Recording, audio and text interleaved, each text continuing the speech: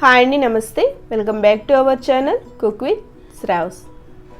ఇవాల్టి వీడియో వచ్చేసి ఎండతో పని లేకుండా సంవత్సరం పాటు నిల్వ ఉండే ఎంతో టేస్టీగా ఉండే టమాటా నిల్వ పచ్చడి అండి.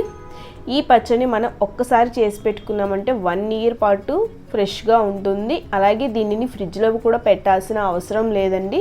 దీని తయారీ విధానం కూడా చాలా ఈజీ. ఈ వీడియోలో నేను పక్కా కొలతలతోటి టమాటా నిల్వ పచ్చడిని ప్రాపర్గా ఎలా చేసుకోవాలనేది డీటెయిల్గా ఎక్స్ప్లెయిన్ చేస్తూ చెప్తున్నానండి. వీడియోని ఎక్కడ కూడా స్కిప్ చేయకుండా చూడండి. టేస్టీ పచ్చడిని మీరు కూడా ఎంజాయ్ చేస్తారు. ముందుగా దీనికోసం 1/2 కిలో టమాటాలని తీసుకొని శుభ్రంగా కడిగేసి తడి అనేది అస్సలు లేకుండా పొడిబట్టతో తుడిచి ఆరబెట్టుకోండి. ఆ తర్వాత మధ్యలో ఉన్న తొడిమల్ని ఇలా తీసేసేయండి. ఇప్పుడు వీటిని చిన్న ముక్కలుగా కట్ చేసి పక్కన పెట్టుకోండి. మీరు టమాటాలని తీసుకునేటప్పుడు బాగా పండినవి ఇలాంటివి తీసుకుంటే మనకి పచ్చడి అనేది టేస్ట్ చాలా బాగుంటుంది. ఇలా అన్ని పీసెస్లా కట్ చేసుకున్నాక దీన్ని పక్కన పెట్టేసి 1/2 కిలో టమాటాలకి 100 గ్రాముల చింతపండుని తీసుకొని పుల్లలు అనేవి ఏవీ లేకుండా గింజలు అన్నీ ఏరి పక్కన పెట్టుకోండి. ఇప్పుడు ఒక ప్యాన్లో 1 టేబుల్ స్పూన్ ఆవాలు, 1/2 టీ స్పూన్ వరకు మెంతుల్ని వేడి చేసుకొని ఇవి కాస్త దోరగా వేగిన తర్వాత ఒక ప్లేట్లోకి తీసుకొని పూర్తిగా చల్లారపెట్టి పౌడర్ చేసి పెట్టుకోండి. ఇందులోనే 1/4 కప్పు వరకు ఆయిల్ని వేసుకొని మనం కట్ చేసి ఉంచుకున్న టమాటాలను కూడా ఇందులో వేసుకోవాలి. ఇలా టమాటా ముక్కలన్నీ వేసిన తర్వాత ఒక్కసారి బాగా మిక్స్ చేసేసుకొని మూత పెట్టేసి మీడియం ఫ్లేమ్ మీద ఒక 50% ఉడికేంత వరకు ఉడికించుకోవాలండి. ఇలా టమాటాలు కొద్దిగా సాఫ్ట్గా అయిన తర్వాత ఇందులోకి మనం రెడీ చేసి ఉంచుకున్న చింతపండును కూడా వేసేసి ఒకసారి బాగా మిక్స్ చేసేసి ఇప్పుడు సిమ్లో పూర్తిగా ఉడికించుకోవాలి. ఈ పచ్చడికి నేను టోటల్గా 1.5 కప్పు అంటే 300 ml వరకు నువ్వు పప్పు నూనెను వాడుతున్నానండి. పికిల్స్కి ఎప్పుడైనా నువ్వు పప్పు నూనె కానీ పల్లి ఆయిల్ కానీ అయితే బాగుంటుందండి. ఇలా టమాటాలు బాగా సాఫ్ట్గా అయిన తర్వాత ఇప్పుడు స్టవ్ ఆఫ్ చేసేసి దీన్ని పూర్తిగా చల్లారనివ్వండి.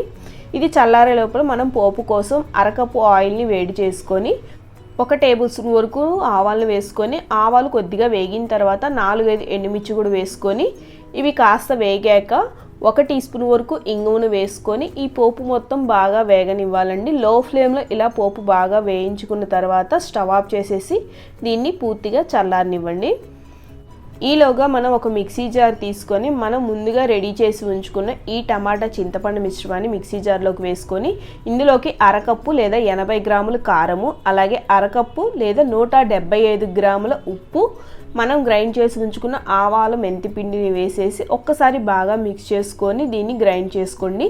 మీకు కావాలంటే ఉప్పు కారాలు అనేది కొద్దిగా తగ్గించుకొని గ్రైండ్ చేసుకోవచ్చండి. అవసరమైతే మనము లాస్ట్లో కూడా కలుపుకోవచ్చు.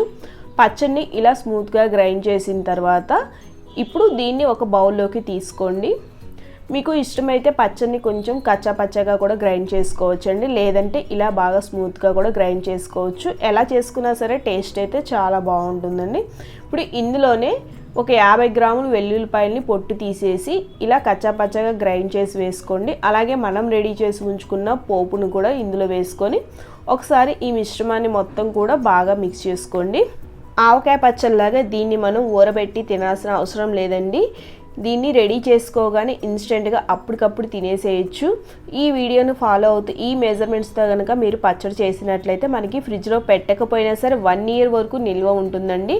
అలాగే ఇది అన్ని రకాల బ్రేక్ఫాస్ట్ రెసిపీస్లోకి అలాగే రైస్లోకి ఎందులోకి తీసుకున్నా సరే టేస్ట్ అయితే చాలా బాగుంటుందండి. ఓకే ఫ్రెండ్స్, మీకు కనుక నా రెసిపీ నచ్చినట్లయితే మీరు కూడా తప్పకుండా ట్రై చేయండి. అలాగే ట్రై చేశాక మీకు ఎలా కుదిరింది అనేది నాకు కామెంట్ చేయండి. మీరు ఎవరైనా మన ఛానల్ కనుక ఫస్ట్ టైం చూస్తున్నట్లయితే వెంటనే సబ్స్క్రైబ్ చేసుకోండి. పక్కనే ఉన్న బెల్ ఐకాన్ని క్లిక్ చేసేసి ఆల్ అనే ఆప్షన్ కనుక క్లిక్ చేసినట్లయితే నేను ఎప్పుడు ఏ కొత్త వీడియో పెట్టినా సరే మీకు వెంటనే నోటిఫికేషన్ అనేది వస్తుంది. Thank you for watching.